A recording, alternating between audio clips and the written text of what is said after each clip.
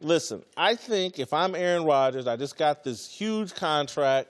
I've seen Brett Favre get Reggie White and win a Super Bowl. I've seen myself get Charles Woodson and win a Super Bowl. If I'm Aaron Rodgers, guess what team is the only team in the NFL that has 2 first-round picks next year? The Green Bay Packers. Guess which team just said Khalil Mack can be had for 2 first-round picks? I think the Raiders are dangling Khalil Mack in front of Aaron Rodgers and the Packers. And if I'm Aaron Rodgers, I demand that they go get him. I don't think Aaron can demand that they go and get him unless he's willing to give something back. Right now, the 2 first-round picks wouldn't be the issue. The issue would be he's going to demand $100 and something million. Do they have the room to give him that once they give these 2 first-round picks up? I find a way to give the guy. I think they got it. The way the NFL works, I mean, they always talk about the cap. You know when they talk about the cap? When they don't want to pay you. Yes. When they want to pay you, you know what they do? They find room under the cap. They go and negotiate 4 different guys' contracts. They go, hey, look, magic, we found some money. It's really interesting because both those first-round picks are going to be late first-round picks. If the Packers and Aaron Rodgers stays healthy, they should be a playoff contending team in their division. Minnesota is an excellent team, but they should contend for the playoffs. So you're talking about later-round picks. I don't know where the second pick comes from. Obviously, it comes from a trade. But I will tell you this.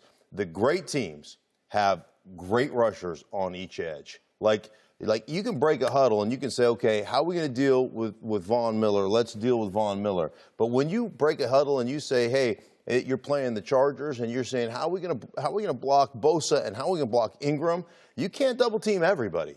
And that is a mess. Could you imagine Green Bay with Matthews on one edge, coming off one edge, and Mack on the other edge? Fit. Oh, it'd be unbelievable. No question. It'd be an unbelievable fit. And the thing is, the price is high, 2 first-round picks. I get it. But, look, some of those, and you mentioned it, this could be a later pick, later draft choices. Well, I mean, that's pretty good because half those guys don't play.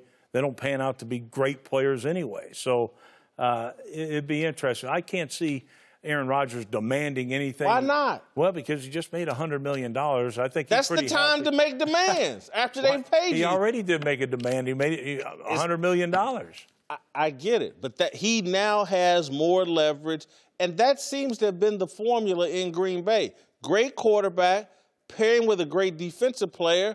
Now you have a chance to win a Super Bowl. If I'm Aaron Rodgers, I'm tired of being the most talented quarterback. I want to be the most successful quarterback, and he can't get it done without help on the other side of the ball. James kind of hinted at this yesterday that, it would be smart for LeVeon Bell maybe not to miss a few games because he knows he's out of Pittsburgh. I think it may be smart for Le'Veon Bell to sit down in the mirror and have a real conversation with himself and understand part of the reason why he can't get the money that he wants is because of the dumb things he's done. He's gotten himself involved in the drug testing program. He's been suspended. He's had the DUI, arrest with marijuana, things like that. It's the things he did. He's made himself a bit unreliable, and that's why the Steelers aren't comfortable giving him all that money.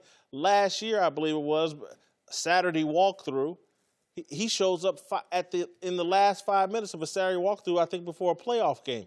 He's done some things himself that have damaged his value, and he's going to have to deal with that. I think he looks a little worse here than the Steelers. No, I don't think so. Those are past things. Things happen, like he said. But at the end of the day, the Steelers offered him $70 million, right? And like he said yesterday, yes, it was $10 million guaranteed. He's guaranteed $14.5 right now to play under this. I think the Steelers look worse. They really didn't offer him a true, real deal, something that he could look at and say, you know what, give me a minute to think about this so I could look and see if you're anywhere near where I want to be. And they weren't anywhere near that. I'm not comfortable disagreeing with James, so one of you. I'm not either. Yeah, I don't think anybody is. I would agree with this is the issue that I have had with the way the Steelers have handled this.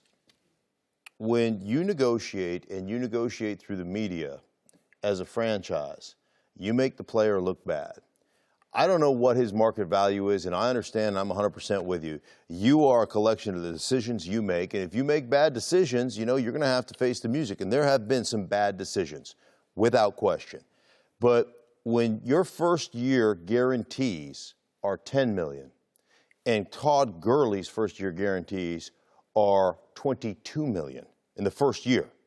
Your total guarantees are $33 million or $32 million, and Gurley's are $45 million. I don't know what universe you live in, but a $12 million difference in the first year, to me, that's real money.